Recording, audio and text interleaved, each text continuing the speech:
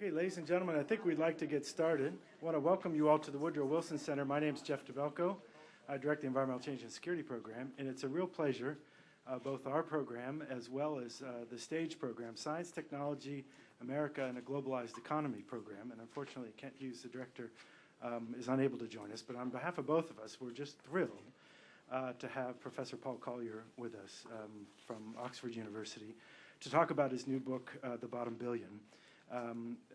As those of you who have been regulars in this room on our series of programs where we look at issues of natural resources, conflict, and cooperation, you will know as the natural resources and conflict thesis is just one of the areas that Dr. Collier is really foremost in scholarship, but scholarship that speaks and works with practitioners to operationalize conclusions and try to derive lessons learned.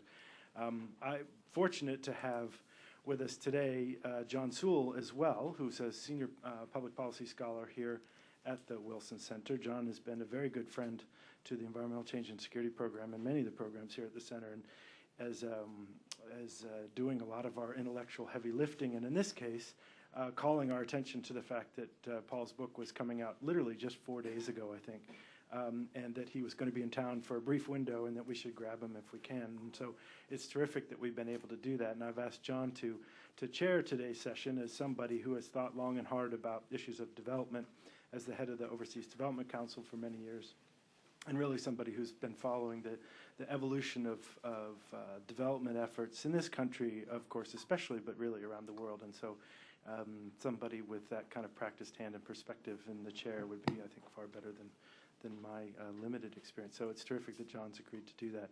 So I'm going to turn the floor over to John. When we do get to Q&A, I will remind you to please use a microphone that one of us may bring to you to pose your question. Let us know who you are, but also to capture the audio, because we are videotaping this so it can go on the web and be available to folks after the session as well.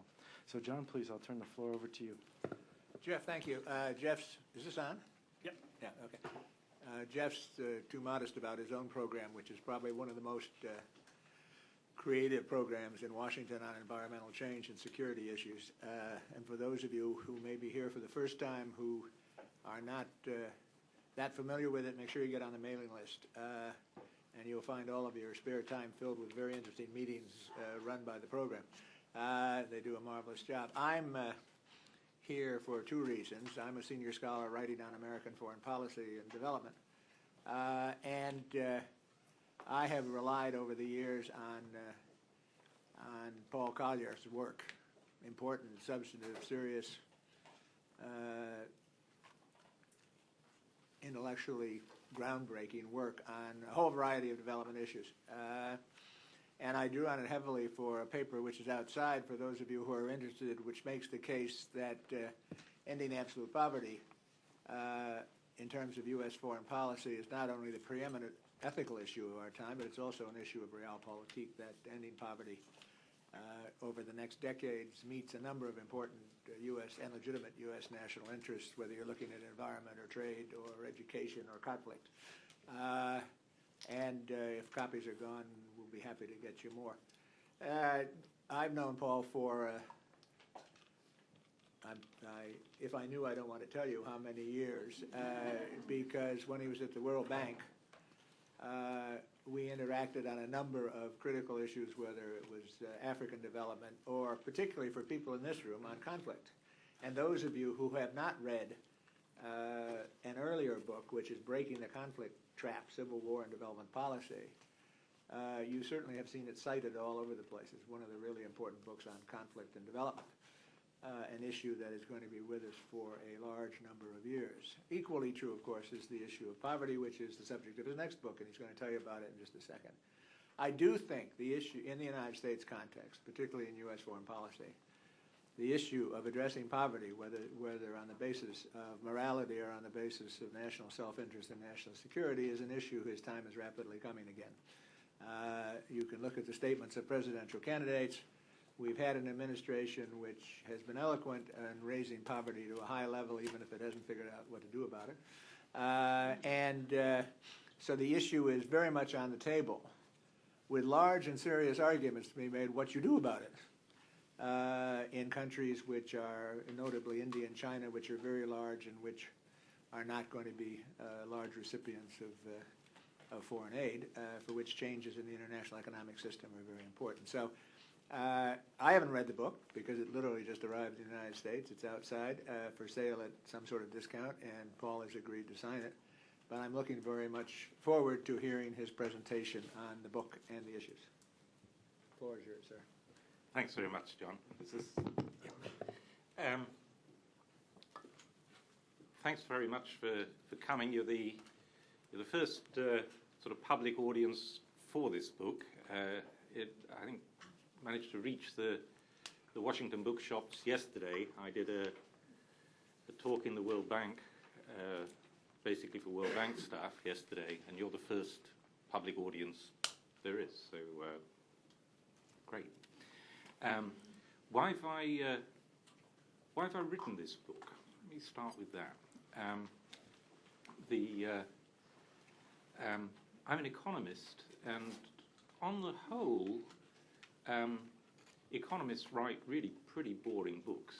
Right? I've written about 12 of them. I lost count. Now I have to say, this is the first book I have written to be read.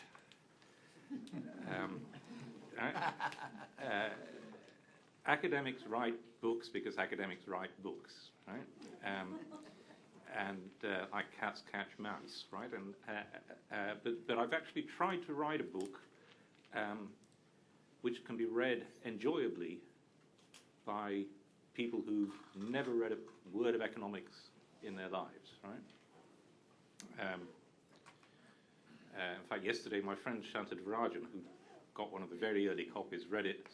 He said to me, "I've just given it to my 16-year-old because I think they'll learn a lot from it and they'll enjoy it." Right? It's not got any equations in it, not even got any tables in it. Right? Not even got any graphs in it. It's just got words. Right? It's pitched for the, as it were, the intelligent dinner party. That's how it's written, right? It's, through the book, I'm talking to you as if you're an intelligent audience at a dinner party that wants to be both entertained and informed. Now, why on earth does a professional economist do that? Because there's no sort of professional brownie points in it. The reason I've done it is actually twofold. The major one is that over the last 5 years or so, policy making in America and Europe on development issues has democratized. For better or worse, it's now something that a section of the population is concerned about. And that section of the population is really having quite a heavy influence on policy. Because certainly I see it in Britain, the minister responsible for development is now very consciously shaping his policies so as to appeal to that 20% or so of the population that actually cares about these issues. Now the problem with that 20% is, where is it getting its information? And the answer is, at the moment, it's getting it from a very, very limited group of not even researchers. It's getting in Britain, the dominant source of information is a couple of big NGOs, Christian Aid, Oxfam. And if you look at their stuff, in all honesty, the thought power without responsibility comes to mind. Right? And it's informed by a couple of populist journalists. And that's it. Now, if you looked at any other area of economic policy, certainly the British population is radically more clued up than it was 30 years ago. Just radically more clued up. And that process has yet to happen with development policy. It's only recently as it were, hit the streets, policy is now being set on the streets, by the streets, but the streets are really ignorant and are being driven by an absolutely populist agenda. I think we saw that at Gleneagles, where a reasonably serious effort through the Commission for Africa was reduced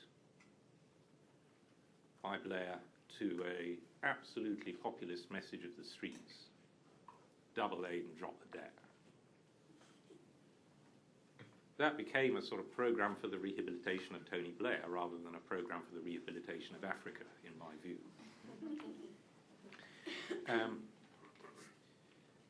So that's the core reason why I've written the book, is to try and engage with a wide audience, start the process of getting a more informed popular opinion, which I think is an enormously important process. Second reason I've written a book is that most professional economics now is done through journal articles, and that's bite-sized pieces of information, bite-sized pieces of analysis. One idea, one paper is the rule. Right? Got two ideas, don't waste them in one paper.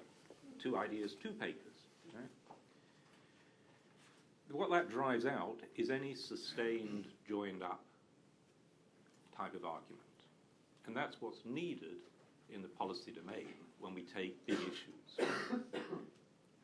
And the issue I'm addressing is ultimately a very big issue. In fact, what I argue in the book, as you'll hear, is that it's an issue which can't be tackled by sort of single bullet strategies. You've actually got to think of a range of strategies. And so a book is appropriate to do some joined up thinking, some broader message. Having said that, it's a short book. Right? You'll be pleased to hear. It's readable and it's short. And it's cheap. Now, what does it say? I guess I better tell you what it says, but I guess I better not tell you everything it says, otherwise you won't buy the book. So let me start by saying how it defines the problem. And it actually challenges the characterization of the development problem that is found in the Millennium Development Goals. I think that's yesterday's characterization of the development problem. I'm even skeptical of the message when you walk into the World Bank, our dream is a world free of poverty. I'm even skeptical of that as a characterization of the problem, the development problem. I think elevating poverty was a political ruse done by the bank to paper over a fundamental problem of the lack of constituency of support. Essentially, in Europe and America, the left believed in aid but didn't believe in growth. The right believed in growth but didn't believe in aid. And what was the bank doing? It was doing aid for growth. And that's kind of uncomfortable. So there was no constituency for aid for growth. And so by elevating poverty reduction, that fudged, elided the issue of whether poverty was to be reduced by redistribution, which was what the left was concerned with, or by growth, which was what the right believed in. So I think poverty is also, I think, actually, although it's the problem, it's actually a bad way of diagnosing what you can do about it. Right? As John said, what we need actually is strategies for the reduction of poverty. And just fixating on how many poor people are there, how many this year, how many last year, is actually a very poor way of developing strategies. What's more, the Millennium Development Goals, which of course track global poverty, because once the bank external relations department had elevated poverty, then academics come in and start to count it, how many poor people are there. That, I think, gives us a very poor focus on where the problems now are. Because what the Millennium Development Goals do is, of course, count poverty in the 5 billion, right? That is, everybody in the world who isn't in the billion who are living in the rich countries. And that was yesterday's characterization of development, 5 billion poor people, 1 billion rich people. But it's not today's, and it won't be tomorrow's. Today's and tomorrow's problem, I think, has to be seen not as a 5 billion, 1 billion world, but actually as a 141 billion world. Sure, there's the billion at the top, but there are 4 billion people living in countries which are either already middle income or in countries which are converging on the rich countries at unprecedentedly rapid rates of growth. Of course, they've still got poverty, but they've got hope. They will arrive. They will converge. And that leaves 1 billion people now in countries in the bottom of the world economic system that are not part of this process of convergence. They're not the poorest 1 billion people in the world, they're the 1 billion living in the poorest countries in the world. Right? Start from the poorest country in the world and count up, and you get about 50 or 60 countries with about 1 billion people. And if you look at their growth rates over the last 35 years, you find that population weighted, the growth of per capita income in those societies has been 0.1% per year. In fact, even that flatters, because from the 1980s and 1990s, growth was anything negative. But during the 1980s and 90s, the rate of divergence between that 1 billion at the bottom and the next 4 billion, the rate of divergence was 5% per capita per year. Now, 5% a year for 2 decades accumulates to an enormous amount. In fact, by now, the per capita income gap between the billion at the bottom and the next 4 billion is already 5 to 1. 5 to 1 and widening at this 5% a year. Right? And so to my mind, the present and future problem of development is not the 5 billion monitored by the Millennium Development Goals. It's the billion stuck in countries at the bottom. And the problem is not of poverty, it's of divergence. These countries have been stagnant. Whether poverty has been going up a bit or down a bit is, to my mind, a second-order issue compared to the phenomenon of rapid divergence from the rest of the world. Divergence of 1 billion people at the bottom of the system is just socially unsustainable in a world which is at least socially integrating. That is the development challenge that we have to crack. How to move from divergence to convergence. Poverty reduction is not enough. These countries have got to be made to converge. And not just on the billion at the top with their moderate rate of growth. They've got to converge on the next 4 billion with their unprecedentedly high rates of growth.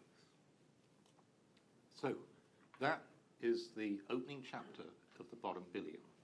It's a definition of the problem. And from there, where do we go?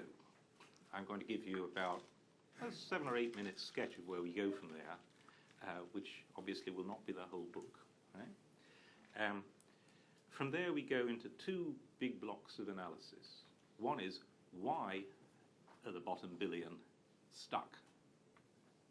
Right? And the second block of analysis is, what can we do about it to get them unstuck? Okay? So the first part is diagnosis, and the second part is prescription of policies. Now, if you'd had Jeff Sachs here, which you doubtless had on occasion, he'd tell you why the bottom billion is stuck and any other billion. And it's poverty is the trap. I don't believe that.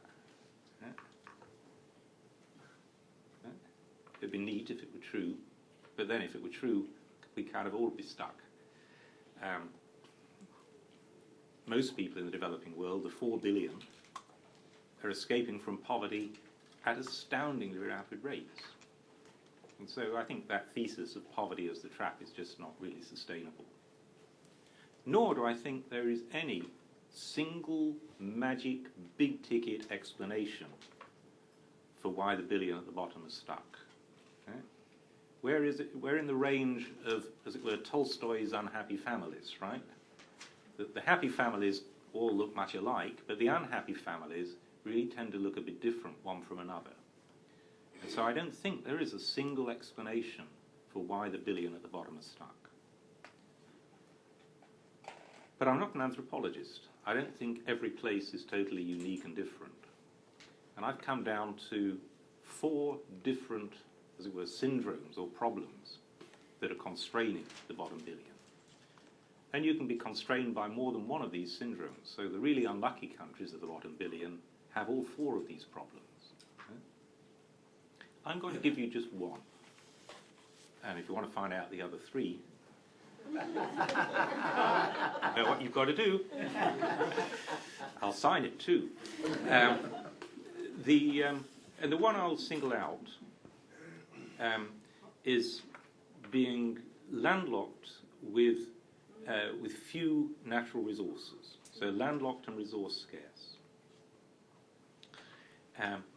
Now, I've classified countries as to whether they're landlocked, coastal, resource scarce, resource rich.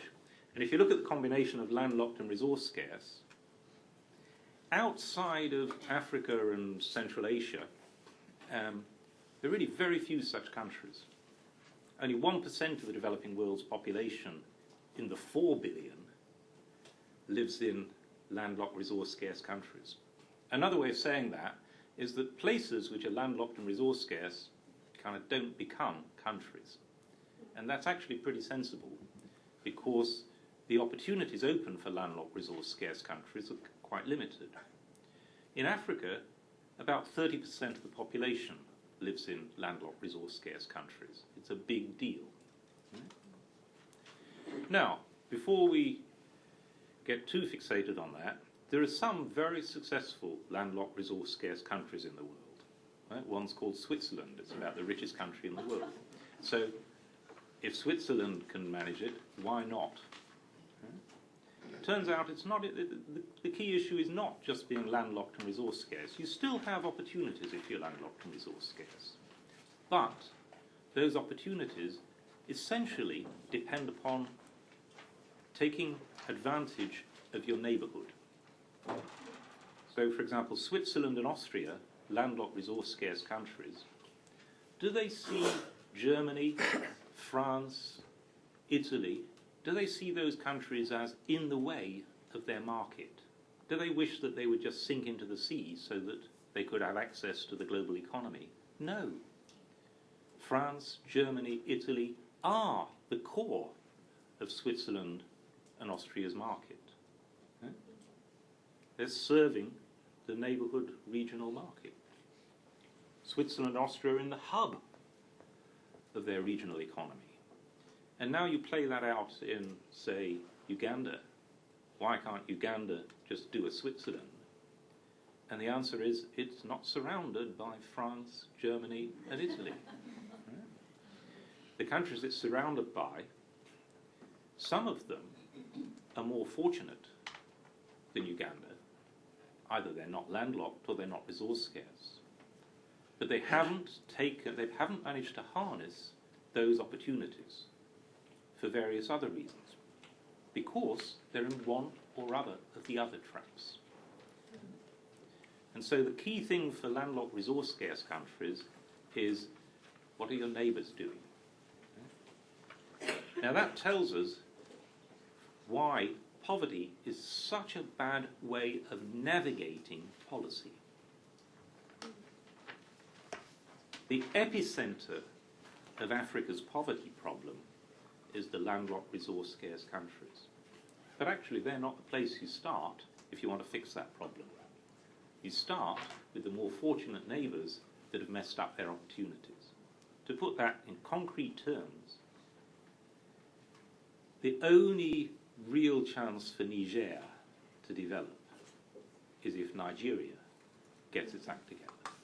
If Nigeria fails to harness its massive opportunities, Niger doesn't really have a strategy of reaching even middle income. So Niger is dependent on Nigeria, but it's not reciprocal. Nigeria really doesn't need to be able to find Niger on a map. It doesn't matter. And so these asymmetric power relationships, which we used to think of as powerful north, poor south, weak south, are actually playing out even within the bottom billion. And there are no mechanisms at the moment for tackling that problem. So, I've given you one of the traps. Let me turn to the policy solutions. And the big message of the book is, I think, that there is, again, no one magic solution. It is a fixable problem. Very definitely it's a fixable problem. But it needs a full armory of policy instruments. And I think there are 4 big sets of policy instruments. And to date, we've over-relied on one instrument, which is aid. In fact, the development agencies have come to see themselves as aid agencies instead of development agencies.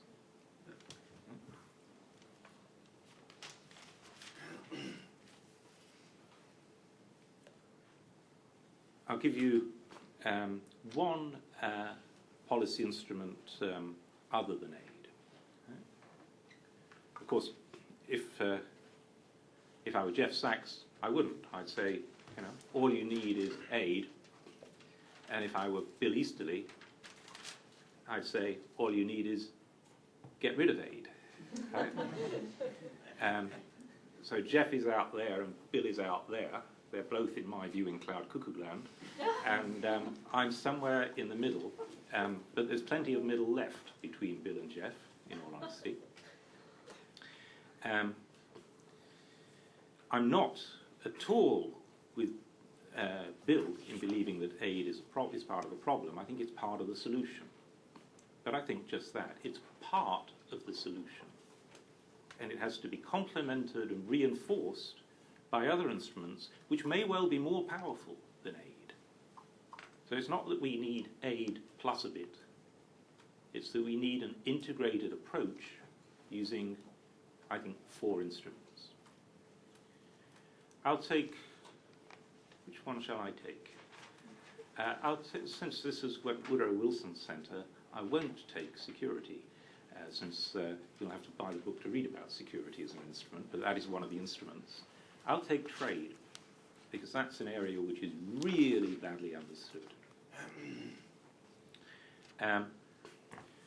Trade policy, our trade policy in the US and Europe, is enormously important as an instrument for development in the bottom billion. And we've used it very badly. Trade policy is an issue which is atrociously misunderstood on the streets of America and Europe. In America, you just have to think of Seattle. In Europe, you think of what is the big trade campaign? It's fair trade. It's the biggest campaign that Christian Aid ever ran, which was the biggest development campaign in Britain, was a campaign against trade liberalisation. The Christian image of a capitalist, you could tell he was a capitalist because he was depicted as a pig with a top hat on, sitting on an African peasant woman, in case you couldn't quite get the Christian Marxist imagery, under the slogan, free trade, some people love it, namely this capitalist pig. Right? And that was just so wrong-headed, it begged belief. There's a story in the book which shows the so-called research on which Christian Aid's campaign was based, which was a staggering disgrace. If ever you want an example of an out-of-control, non-accountable NGO, it was Christian Aid on that trade campaign. Have we had a squeak of apology from Christian Aid? Zilch. 0. I wrote to the Financial Times with Jagdish Bhagwati, Anthony Venables, David Greenaway, 3 world experts on international trade, all saying that the so-called research on which Christian Aid based its campaign was a farrago. Not a squeak, not a squeak. It just moved on to another campaign to abolish the World Bank. This is the most trusted NGO in Britain. So what should trade policy be? We're getting it very badly wrong. What does the bottom billion need in trade policy? It doesn't need its own protectionism. That's a hiding to nothing. The markets are just too small. Protectionism within the bottom billion is just a recipe for political patronage and crookery. That's why the reformers in the bottom billion, people like Ngozi and Konjo-Iweala, all of them start with trade liberalisation to try and close off the avenues of patronage to the political crooks. Yeah? So that's not it. What is it? It's not primarily trying to raise the price of the bottom billion's existing exports, which is what all the agricultural stuff is about.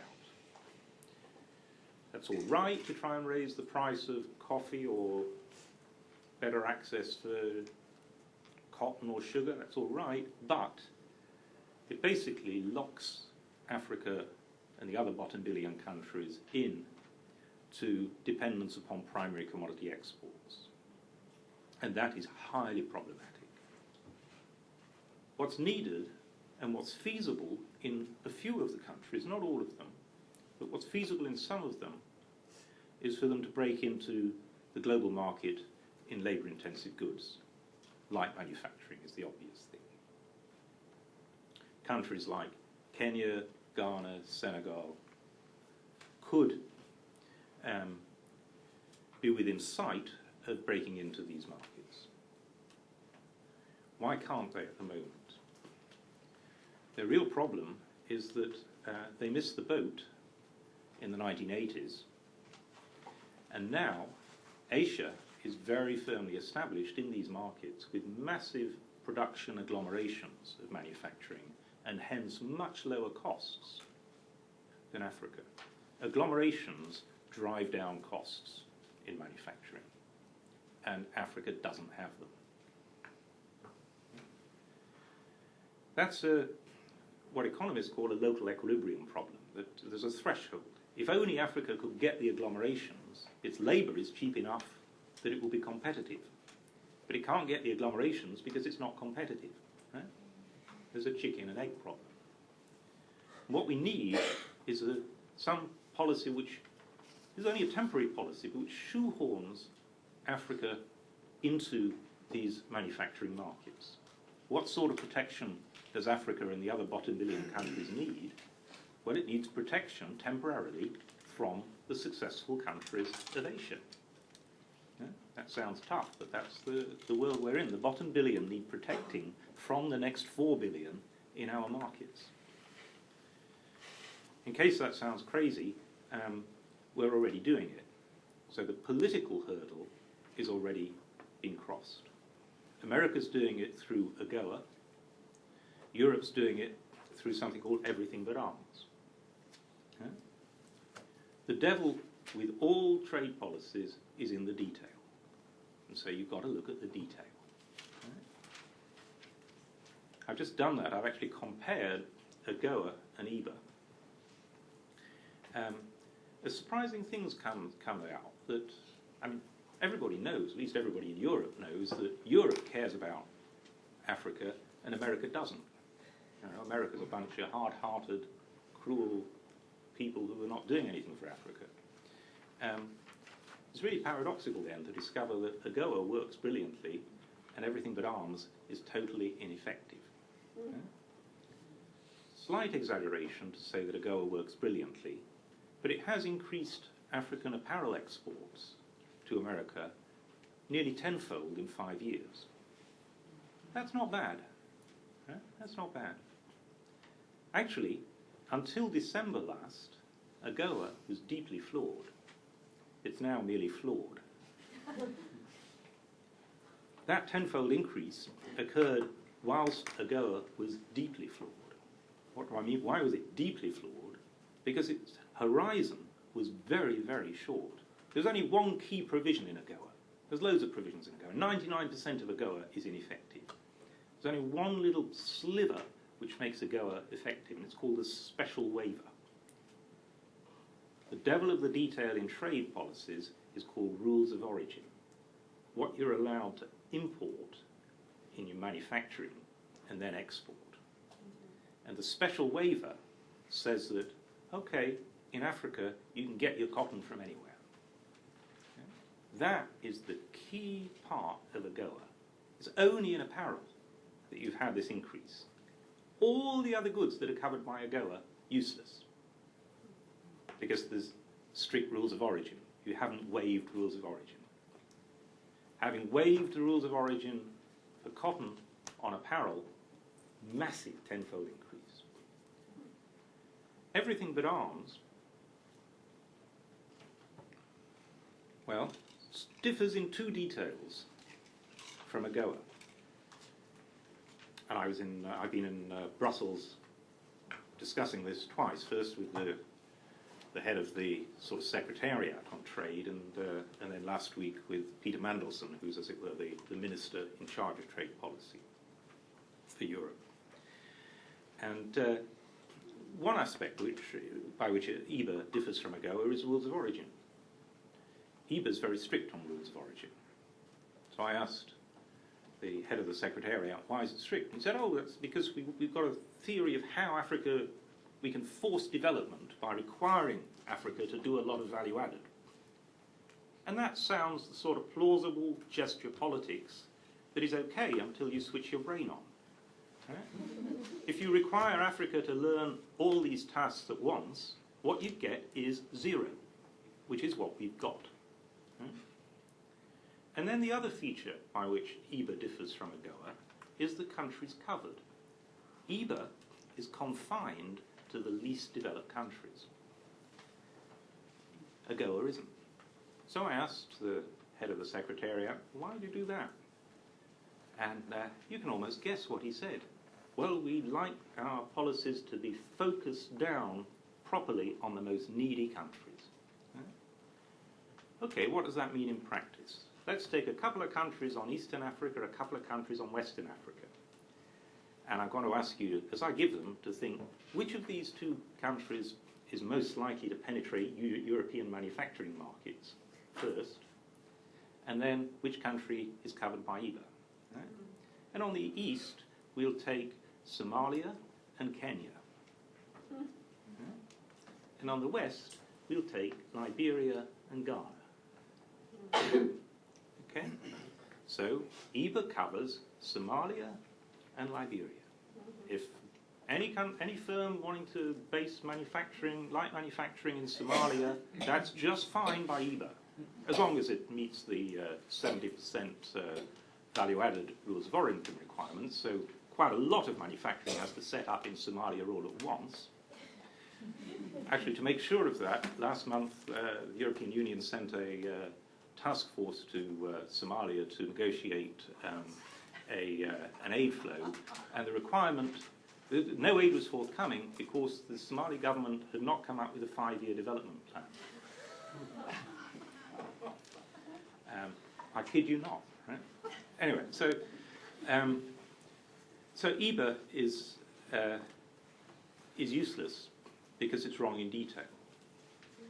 AGOA was seriously flawed because this special waiver provision was only renewed every 3 years.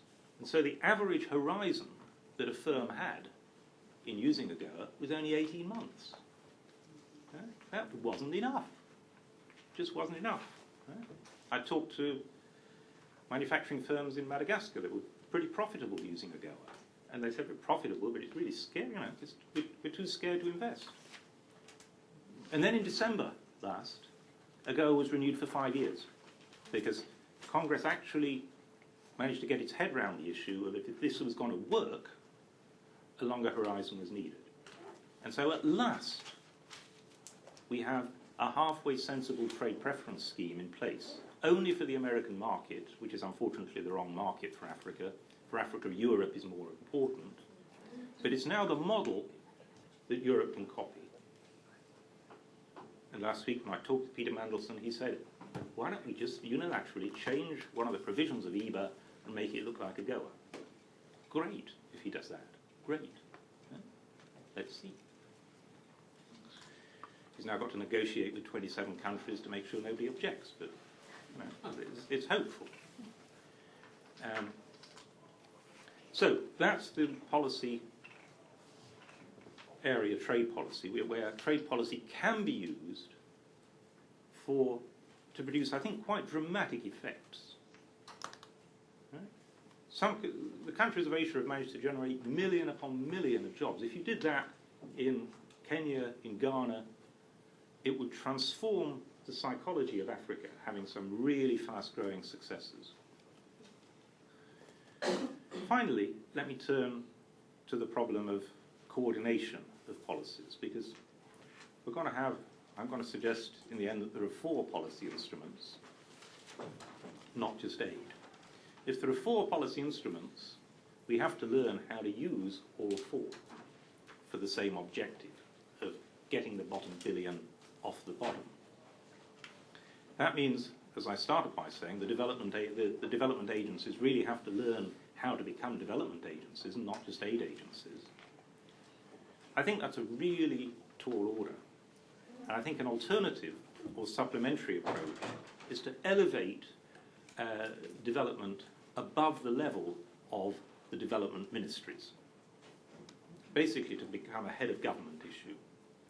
And if you look, the heads of government in the G8 really have got quite a big appetite for development issues. The problem at the moment has been poor content of what the heads of government are doing, not an unwillingness to face the issue. Yeah. But it's only heads of government who are able to span across a range of different agencies. To give you one other example, banking rules in America and Europe have got to be changed to get more transparency into corrupt money. That's a matter for the Federal Reserve in America, for the central banks in Europe. And these agencies have no interest or knowledge in the bottom billion whatsoever. And so heads of government have to start to influence what they're doing. That expecting a development agency to do that is ridiculous. Right? In Britain, the Ministry of Development is kind of down there at the pecking order of who listens to whom. The central bank is up there. Right? So expecting the DFID to be able to tell the central bank what to do is like expecting the general staff to take a battle plan from the catering corps. Right? It's just not going to happen. So there's a coordination policy problem within countries that I think means elevating these issues to head of government. And there's a coordination issue between governments. The only forum we've got where the heads of the major governments actually meet is the G8. It's a fragile process, but at least it's regular. Every year the G8 meets. And actually, pretty well every year, the bottom billion issues get on the agenda. Right? They were on at Glen Eagles. They're on again in Germany this year. Right? And so my book is written with each, it's timed so as to come out just ahead of the G8, to hit the popular market. Each policy chapter ends with what should be the G8 agenda on this issue. What should the G8 do? And the German government, I'm delighted to say, is actually holding the formal launch of my book in Berlin later this month. So there's a sort of endorsement of profile through the G8 president. Let me conclude with a one-sentence summary of what this book, what the message is. And it's the following: that we've got to narrow the focus of the problem from being a developing world of 5 billion to a not developing world of 1 billion. So narrow the problem and then broaden the instruments that we use to tackle the problem. It's not just aid, it's a range of policy instruments. That is actually how America redeveloped Europe after the Second World War. It was not just money, it was a lot of other stuff as well. And that's what we have to do again. We have to get serious. Thanks very much.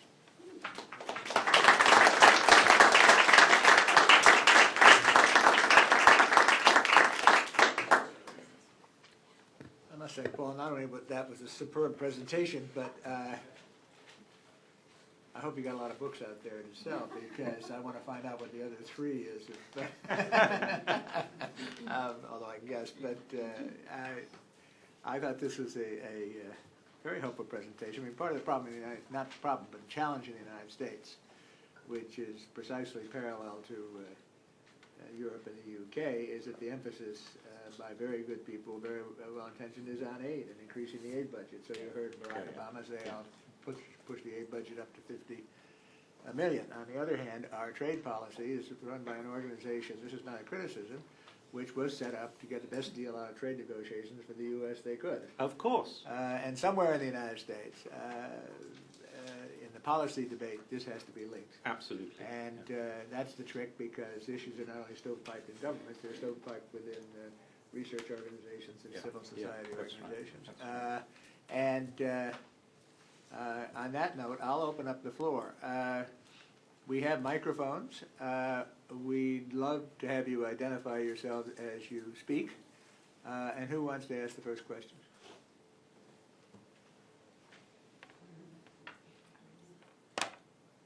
Sure. Did I see your hand? No. Joe Marie? You don't want to take up the financial issue? Well, yeah. Can we get a microphone here? Please note I was pushed.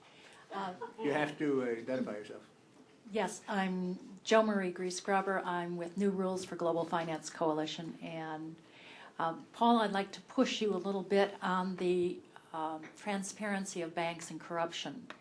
Because the corruption, if it's defined by Transparency International, is the giving of bribes to government officials. And we know from other research that's been done that the level of corruption is much more extensive through transfer pricing and through tax havens, as well as, criminal behavior.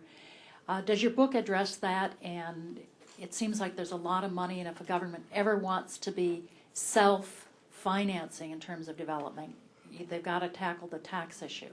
Yeah, I think I'd agree with a lot of that.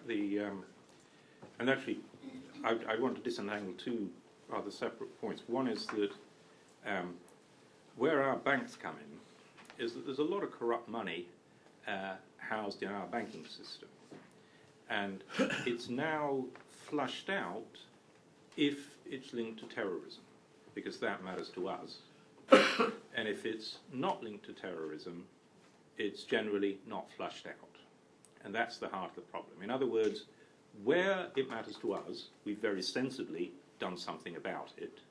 Where it matters to the bottom billion, we've not. Right?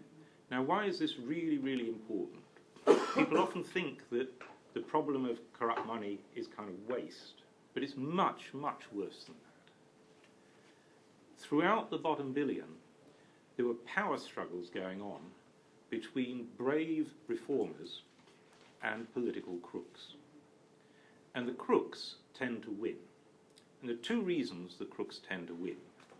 One is they are willing to use violence, and the other is they've got a lot of money. Where do they get their money? Through the process of corruption.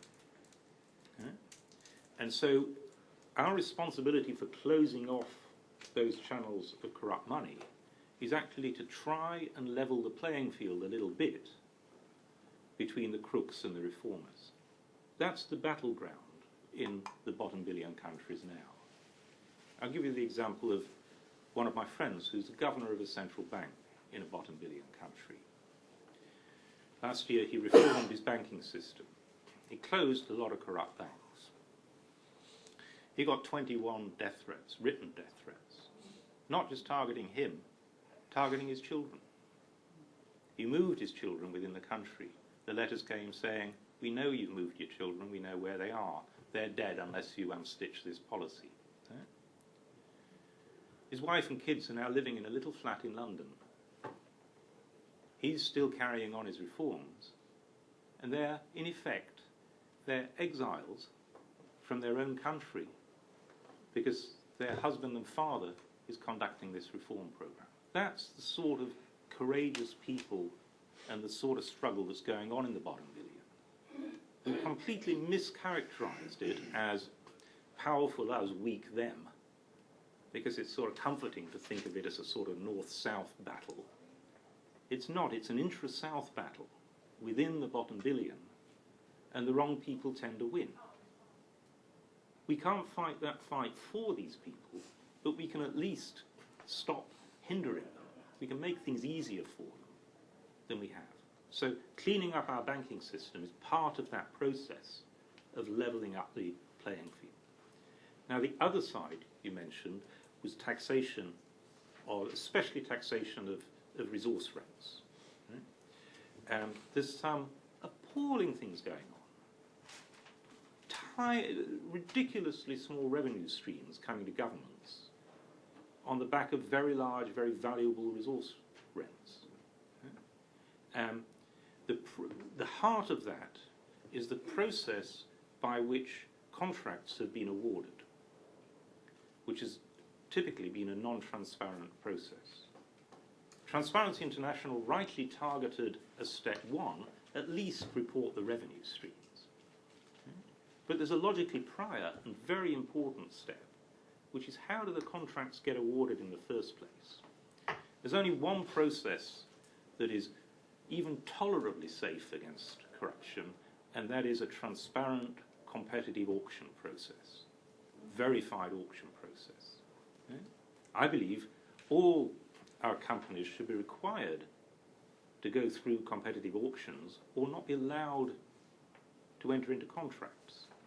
If we had that rule in the OECD countries, it would become standard. We don't do it. Why don't we do it?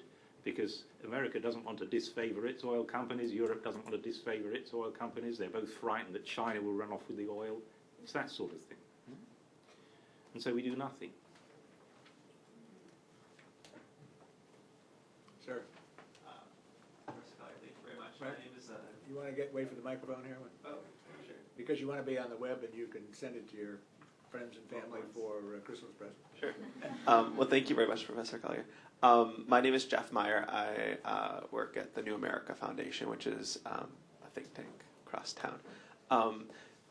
I just had two questions, and they're pretty unrelated. First, I know this isn't the scope of your book, but in terms of China and India and sort of the populations in those countries that are very behind and oftentimes perhaps almost as poor as the countries that you look at when you go from the bottom of the list up. Do you sort of have confidence, I guess especially, in China and India, that sort of the wealth can be spread and that the governments in those countries are strong enough, I guess, in different ways, they have different strengths, to sort of pull, the poor people, give them better lives? That's the first question. The second question is sort of unrelated. I know your training as an economist, but just in terms of, if you don't have any thoughts, that's fine on this, but in terms of looking ahead 10 or 20 years, in terms of sort of the scope of your book, in terms of like political science or that field, what do you see as some interesting topics or some interesting ways to explore that? Thank you. Sure. On the first question, what will happen to the poor in China and India? I think they've got hope, is what one could say, and that what's likely is that over the coming couple of decades, there'll be internal processes of struggle by which the poorer parts of the society make sure that they've got some claim on resources. And there are lots of mechanisms by which ordinary people benefit. Actually, I think the focus on the poor kind of draws a line through the middle of a bell curve, as it were, which is not a very natural place to draw a line. In these sort of societies, I think it's better to focus on kind of the middle of the bell curve, which is not the middle class. The middle of the bell curve is pretty, ordinary people are pretty poor. But those ordinary people are benefiting dramatically in China and India. Can we think of growth processes whereby ordinary people wouldn't benefit? Yes, indeed. Right? Look at Equatorial Guinea or something like that, right? But these are not normal, they're aberrations. In China and India, I'd expect we'll see processes that, through domestic struggle, do benefit ordinary people. Your second question was about where are the interesting issues going to be in political science. And I think the bottom billion generates really important political science questions. Actually, more important political science questions than economic questions. And I'm kind of on the bridge between the two disciplines. I think some of you might not like me saying this, but I think that we've over-relied upon very simple instruments of democracy in very poor, small countries. In particular, I believe we've overplayed, oversold elections as instruments for progress. Elections can be put yourself in the position of an incumbent government in one of these bottom billion societies that is told by aid donors it has to go through an election. Right? And you think, okay, how's that incumbent government, what are its options for winning? And of course what the donors fixate on is one option is to actually run the country well. Right? That is one option, right? But it's not the only way of winning. Right? You can lie, you can miscount, you can intimidate, you can bribe. Right? There's a full panoply of methods. Right? And you ask which are the most cost-effective. Right? And in a lot of contexts, the most cost-effective way of winning an election in these environments is not spending money effectively on good public services. Right? It's buying the right people, or intimidating, or just not bothering to count the votes, right? Which is the Nigeria strategy. Right? So we've over-relied upon elections. That even extends into the domain of conflict. Right? And let me make one remark on that, which is I've looked recently at what happens to post-conflict societies where we hold elections. We know how we use elections in post-conflict societies, and we know why there are elections. There are elections because donors insist on it. It's part of the whole strategy. First you put in the peacekeepers, then you put in the money, then you hold the election, and then you take out the peacekeepers. The election is the milestone for the withdrawal of peacekeepers. Right? In case you doubt me on that, the plan for DRC was that the elections would be on October the 29th, and the date for the withdrawal of monarch was October the 30th.